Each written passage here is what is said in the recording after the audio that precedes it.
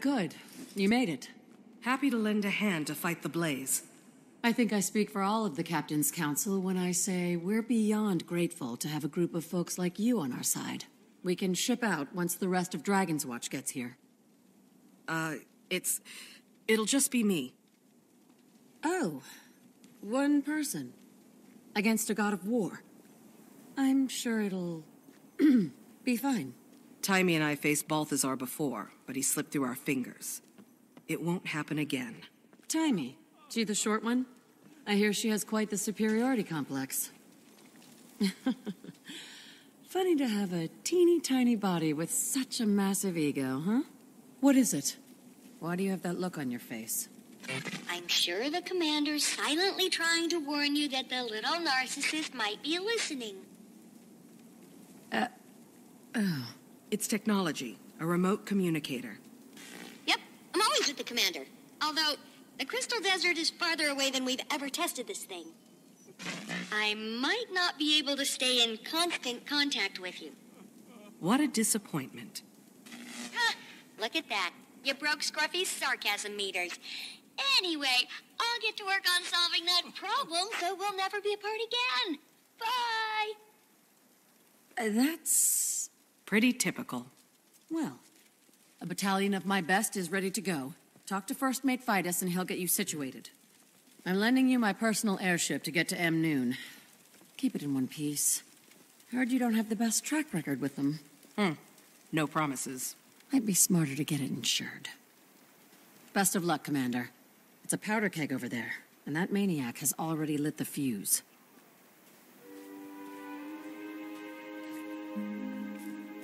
Aye, Captain. Now let's talk shipping details.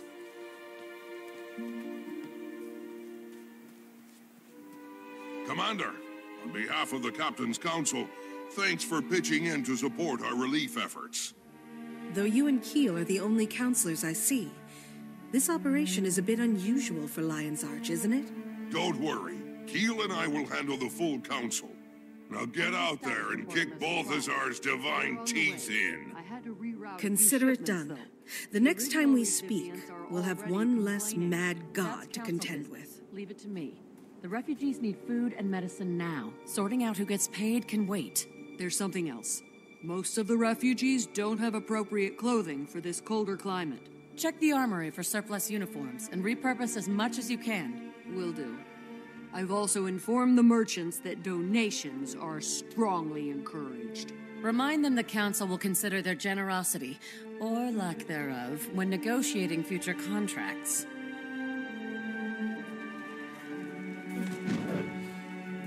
Heading for the desert, Commander? Swordmaster Farron, Lord of Beetleton, is ready. Let Chaos Bringers and Quaggan Kickers alike beware. Thanks, but I need you here. Someone tough and shrewd has to guard the supplies until they're loaded. Good thinking.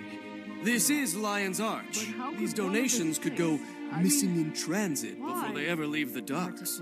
Not with you on the case. Thanks. I'll feel a lot better with someone I can count on to keep an eye on things. Happy to contribute. Bon voyage, old chum.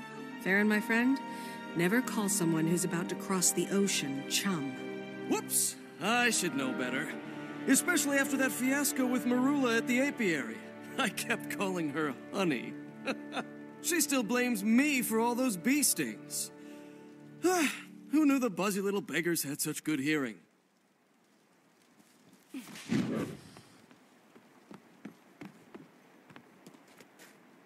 Sheriff, just wanted to say how glad I am Keel brought you in. This job requires skill and know-how like yours. I know even more than Keel thinks. She and Magnus aren't working with the full council. That's why they called me in. Either they're sick of debating, or it's a power grab, or they just plain don't trust the council to do the right thing. That's why I love this town. Even our leaders live by the rule, it's easier to get forgiveness than permission. You may be right, but even if they are being tricky, the desert region needs help, and Balthazar has to be stopped. Oh, I support the cause, but I'm not taking the heat when the council finds out. Good hunting, Commander.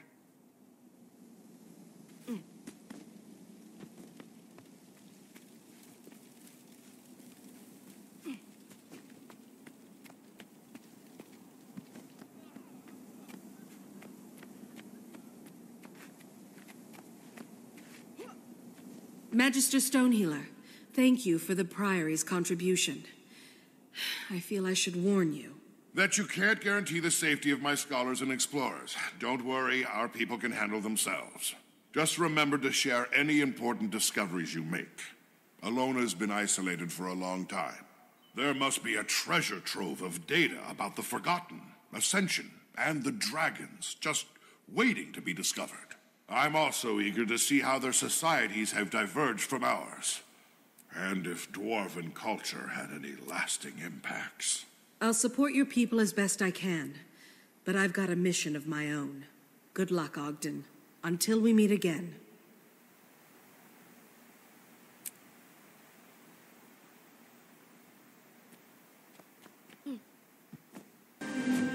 We're ready to leave when you are, Commander. The Phoenix Dawn is set to sail. Glad you could join us, Commander. Thanks. How's the crew? Ship's prepped, aid supplies are in the hull, and we've got a Lion Guard squad for security. Hop aboard and we'll shove off. But the crew, you can speak freely. Well, some people, not me, are a little anxious. There are mixed feelings about fighting a god. We have our orders. If you listen to the refugee stories, it's pretty obvious whatever Balthazar's doing over there is a catastrophe. He was determined to take a dragon's power. I'd guess he's turned his attention to Kralkatorrik. And apparently doesn't care whose neck he has to step on to get the job done. When you stop to think about it, this is a god who turned against us. It's hard to swallow. I suppose we'll just have to stop him from killing it and get ourselves some answers. Oh, don't even get me started on sparing the dragons. Believe me, I'm still coming to terms with it too. Hopefully Timey can prove it, and soon. Then I'll hold my tongue on that and let you focus on Balthazar and his forged. Let me guess. It's what the refugees call his army. Tough customers by the sound of it. An army. Wonder where that came from. Only one place you'll find an answer. A diplomatic team is already on the ground in Amnoon. I'd start with them. Will do. You sure you're ready to follow me into the fire? It's where we do our best work. Good. Off to the furnace, then.